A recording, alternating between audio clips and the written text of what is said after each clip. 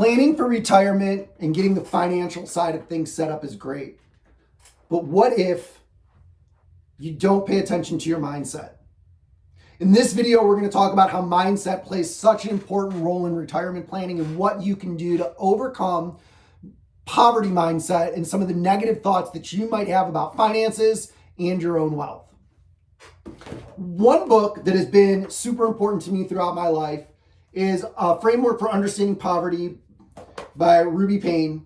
I have read every edition of this book. I have probably given away hundreds of copies of this to students over the years. This book, I think this version was 2013. This one's 2013, and at that time it already had sold 1.5 million copies. It's one of the greatest books that most people have never heard of. Below this video is also a link to a blog post where we kind of go through some of these concepts from a retirement perspective. But let's start with your mindset today, right? If you don't have a good relationship with money, no amount of planning is going to help you later. And even if you manage to spend 45 years at the same job and you max out your 401k contributions every year and you hit retirement with $2.5 million in the bank, you're still going to make mistakes that are going to hurt you and that are going to cost you some of the financial freedom benefits that we could avoid, or that we could embrace by avoiding these mindset issues. Let's start with today. We're going to overcome the poverty mindset together here, okay? First, you need to recognize if you have a poverty mindset, because most people, especially those in what they used to call the middle class, whether that be lower or upper, that means that you're probably living above the poverty line, but you're not in the top 5% of income earners. You're a normal person. You're working your tail off, trying to provide for your family, trying to build for your future, plan for retirement, set up your kids for life. These are the people that we're talking to here. Here's some of the traits that let you know if you have a poverty mindset and if you need to be doing more work on that. If you're constantly worrying about money. Now, this is one that I've definitely struggled with. It doesn't matter what my net worth is. Doesn't matter what's in my retirement accounts. It doesn't matter how much money I'm making each month. I inherently, because I grew up on the poorer side of things, I can just say I grew up poor. I always worry about money. And that comes from, for me personally, for 2 years, I lived out of the back seat of my car. I didn't know where my next meal was coming from. I can remember on one of my birthdays sitting outside of a fast food restaurant asking somebody if they'd buy me a fucking cheeseburger. That is hard to uningrain in your brain, which is why I've had to constantly work on this. Whether your story is the same, worse, or better, if you're constantly worrying about money, you may have a poverty mindset. The next one is have a fear of taking risks. Now, I don't necessarily have this one. If you come from nothing, you're not scared to go back to it. If you're completely scared of taking risks, meaning you're petrified of the idea of making investments, you probably have a poverty mindset. You're holding on so tight to those dollars or those pennies that you don't realize that they could become dollars in the future. That means you're going to need to work on this. Number 3, belief that financial success is unattainable. My brother. This one reminds me of my brother. He's 6 years younger than me. He's been in landscaping for 20 years. He's amazing at it, absolutely amazing. He runs his own side gig business while working for another company. His poverty mindset is so ingrained and he puts no effort into fixing it that he misses the biggest opportunity right in front of him. I see people starting landscaping companies and building them into 7-figure businesses left and right. But he'll work for $20 an hour and constantly complain about how hard life is because he's scared of success. There's nothing more to it. It's not lack of effort. His 70, 80, 90-hour work weeks would break most people, especially at his age, and he doesn't seem to mind. So it's not lack of effort. It's not lack of intelligence. I mean, he goes out, he sells, he markets. There's just a barrier to that desire for success or a fear or a belief that it's just not meant for him that stops him from doing it. Number 4 is a scarcity mindset. This one always reminds me of, for the longest time, I would call the book The Secret and the concepts in it total bullshit. Since then, there's been a part 2 that came out that clarified a lot of what was missing in part 1 that made me understand it. The scarcity mentality or the scarcity mindset is that I was meant to struggle, that there's not enough in the world for everyone because you see other people struggling. And typically, if you're struggling financially, you're likely to be surrounded by people that are struggling financially. So it's the only thing that you know. That's the only thing that I knew until I left Ohio at the age of 17. When going back to The Secret, the idea that focusing in on what you want will bring it to you is an interesting concept, and it's not necessarily wrong, but it misses, at that time, it missed the applied effort to get it. If you're stuck in a scarcity mindset or that you believe that financial success is unattainable, you're not likely to put forth the effort to try to overcome these things.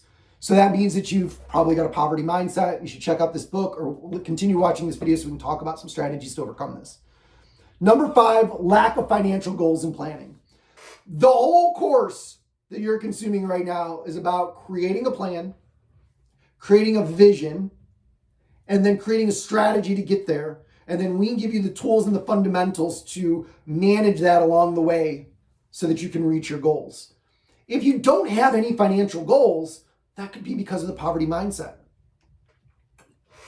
Let's talk about overcoming this. This is going to be a brief introduction. I'm going to give you 8 strategies. I would recommend you read this book. You can buy it on Amazon. Hell, I'll put the link below this video to it.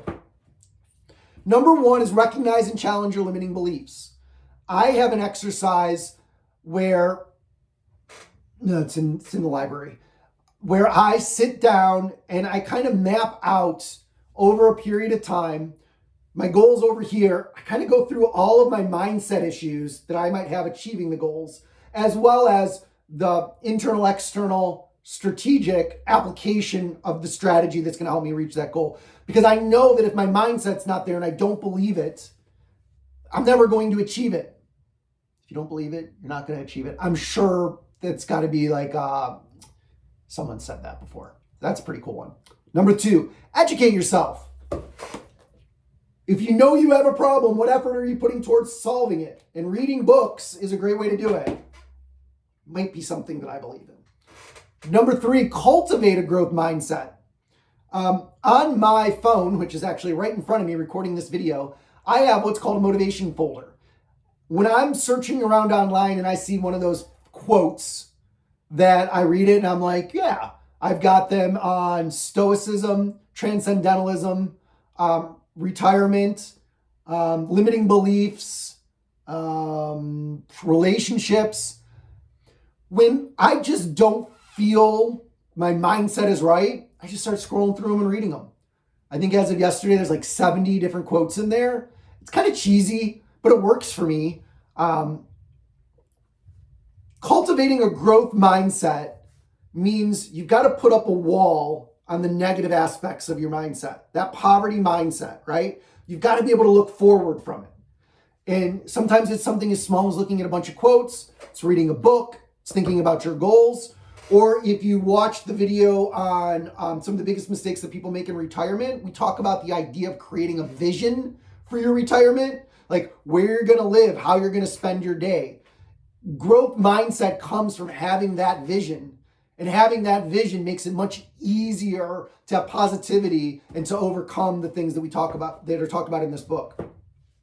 Number 4 is setting clear financial goals. Again, that's what this course is about, and that's what all the tools are that we're giving you in order to help you do that. Without that vision, without those clear, concise goals and the strategy to get there, you're going to struggle. You're going to stay living in that poverty mindset, which means you're never going to enjoy financial freedom. At some point, it is a choice. Education can only get you so far. You then have to choose to practice those strategies. Number 5, practice gratitude and abundance. I'll be honest, this is something that I've struggled with. Why have I struggled with gratitude, being thankful? I, for the longest time, had a chip on my shoulder about how hard life was and what it took for me to accomplish what I needed to accomplish.